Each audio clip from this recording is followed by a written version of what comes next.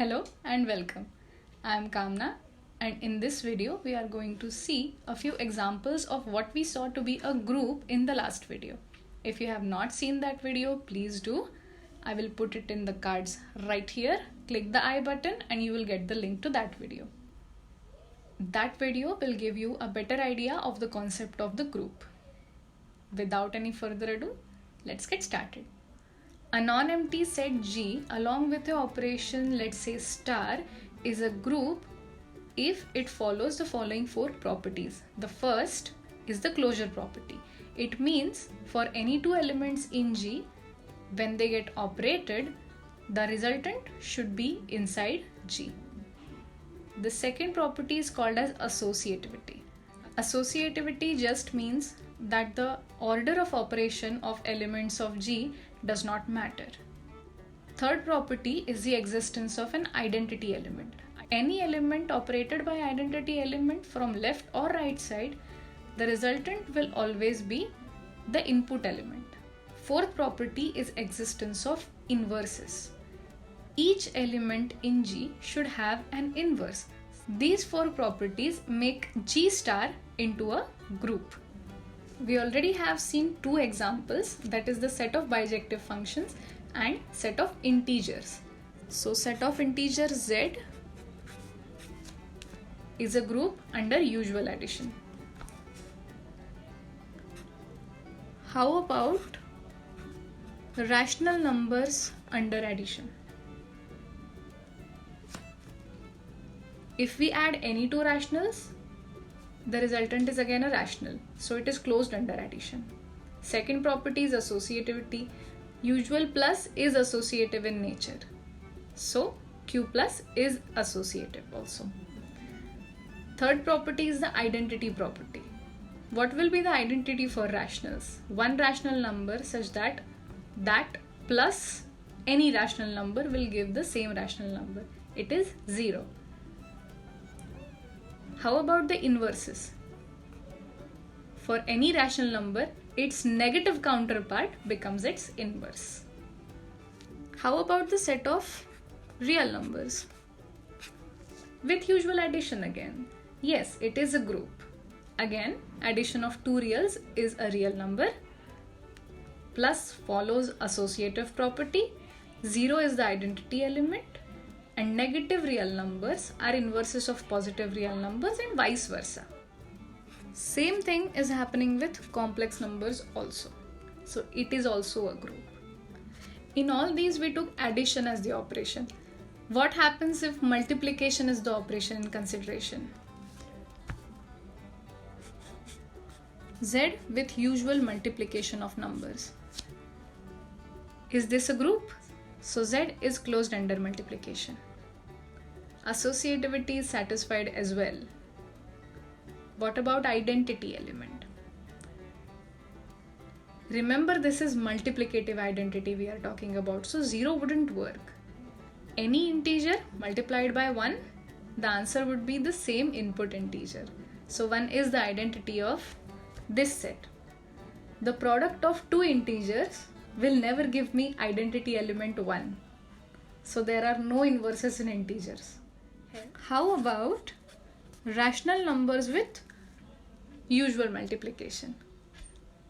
Product of two rational numbers is rational number, associativity is followed, identity is again 1, and we have reciprocals as the inverses. There is no inverse for 0, so no, this is not a group. Same thing happens with R. For 0, there is no inverse. And same thing happens with the complex set also. It's not a group under multiplication. But what if we just delete that one element?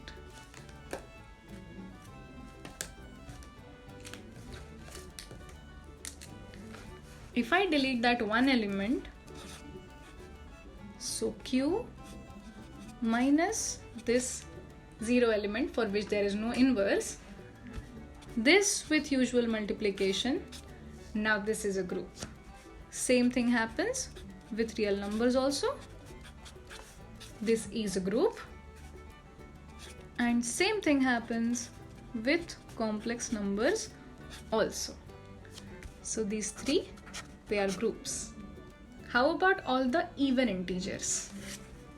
The set of even integers is denoted like this: 2 times z, so that it is 2x, where x belongs to z. Is it a group? Well, it is. Addition of any two even integers is again an even integer. Plus follows associativity property. 0 is the identity element, and inverses are the negatives, and inverses of negative elements are the positive integers. 0 is again the identity element, and inverses are the same as in integers. So these two are groups again. How about odd integers? Can we have an identity element there? The answer is very easy. There is no identity, so it's not a group. Let us see an example that we see in day-to-day life, but do not realize that it is a group. If my drawing is not too good. But this is the general idea of a clock in our houses. I am defining the plus as if I am moving on the clock. So if I say 1 plus 2, what I mean is I am starting from 1 and I am moving 2 places, and the resultant becomes 3. If I add 2 to this 3, I am moving 2 places further in the clockwise direction to get 5. Therefore, 3 plus 2 would be 5. And similarly, it will go for all the numbers. Now, notice what happens when I add 2 to 11. The usual answer gives you 13, but there is no 13 in our clock. What happens is, if we move 2 places after 11, we get to 1. So the answer is 1. Okay. Similarly, what happens if we move 7 places after 6? So here is 6 and we are moving 7 places. So 1, 2, 3, 4, 5, 6 and 7. And again, we come to 1. So 6 plus 7 is again 1. What is 8 plus 7? In usual sense, it should be 15. But in here, it will be 8 plus 1, 2, 3, 4, 5, 6 and 7. So it will be 7 places after 8, it will be 3. 7 in usual sense is 15. What happens if we subtract 12 from this? We can write this as 12 plus 3. What if this 12 disappears from here? The answer is still 3. I have made a new clock.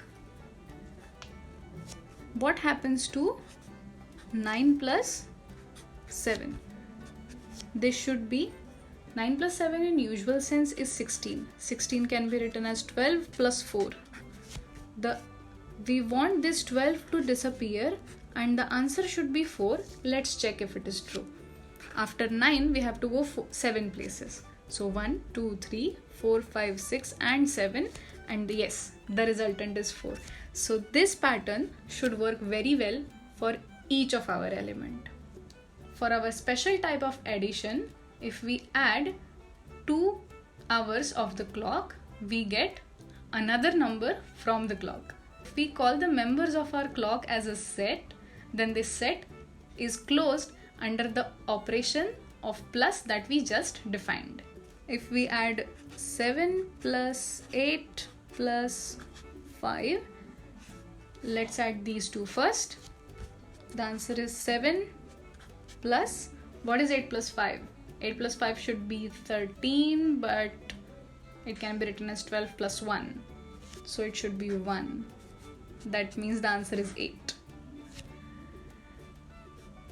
Let's see what happens if we add 7 and 8 first and then add 5. What was 7 and 8? We have already seen it is 3. So 3 plus 5, and 3 plus 5 is again 8. Similarly, for any 3 elements in the clock, the order of summation would not matter.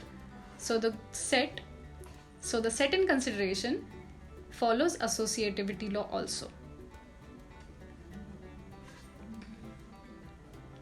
How about this element 12? If we add 12 to anything, what happens? It just means that we are going about the clock one full rotation and coming back to that position. So 1 plus 12 would be again 1. 2 plus 12 would be 2. Similarly, 11 plus 12 would be 11. So 12 is acting like a 0. It's an identity of this set. If we are operating 2 elements and getting identity element as a result, then the 2 numbers should be inverses of each other. So, if 9 plus 3 is 12, then 9 and 3 should be inverses. Similarly, all the pairs of inverses are as follows: 1 and 11, 2 and 10, 3 and 9, 4 and 8, 5 and 7, 6 and 6, and 12 is its own inverse because it is identity element. As we know, the order of operation does not matter. So this is a commutative group. If I write the numbers on this clock as a set notation, as 1, 2, 3, 4, 5, 6, 7, 8, 9, 10, 11, and 12 is our identity, let's call that identity as 0. And we'll write the 0 in the first place. Let's call this set as Z suffix 12. The operation we defined on it was plus.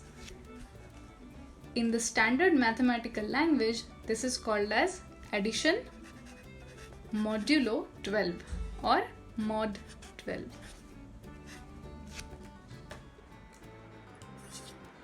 So the set Z12 along with the operation plus mod 12 is a group. So this was an interesting example of group that we see in our day-to-day lives. What would have happened if there were only 11 hours in the day? Well, it would have worked the same. The operation would be modulo 11. And yes, there would be only 11 elements in the set. We would have called that Z11. And the operation would be addition modulo 11. For any positive integer, in fact, we can define a Zn with n integers inside it and operation addition modulo n. We'll see what the multiplication modulo n is in the next video. Till then, thank you for watching. Give a thumbs up if you like this video, share with your friends, and comment below with your thoughts. See you in the next one. Bye.